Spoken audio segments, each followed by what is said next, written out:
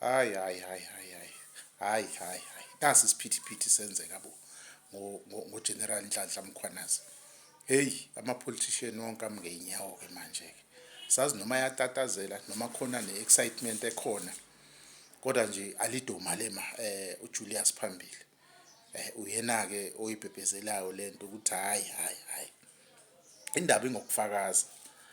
Abanye bathi uGeneral fanele aqale lapha kwi-ad hoc committee. Ad hoc committee ke ileli komiti elapha eParliament elivele likhona nje elibhekene nezimo ezifana nalezi. Usho njalo kuMalema uthi akangayi kuleli komiti yena ahleli kulona, akayi kuleli kuthiwa i-ad hoc committee. Uyazazi-ke izathu-ke ukuthi kungani akazisho kodwa. But uMkhwanazi ngala kwelakhe iside uthi mina abantu esebekhulumile nami abavelile iMadlanga Commission. Ibona sebengibhukhile, ibona engizoqala kubona.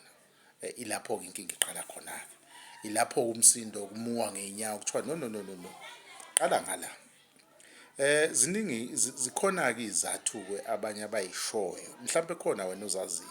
Ezinye bayishoyo bathi uma ngabe eqala ngala kwi-ad hoc committee, ikomiti leliyana libe selithatha umbiko emva kokuthi usuconcludiwe luyise kwi-presidency.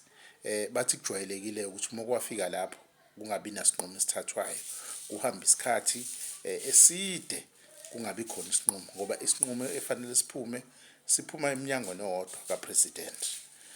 On the other side, abanye bathi hayi iMadlanga Commission izofana nje namanye ama-commission lesiwaziyo. Siyakhumbula sake saba no-TRC, nansi enye i-commission esandokuphela nje yadla imali ezinkulu yaka-Judge Hlophe, i-State Capture Commission.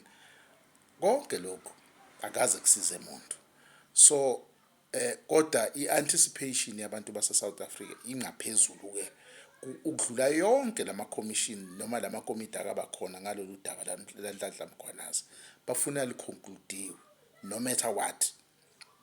Wena uthini umubuka isiphi isizathu salokushayisana okukhulu kangaka okwenzekalayo njoba kwenzeka nje awuphawula.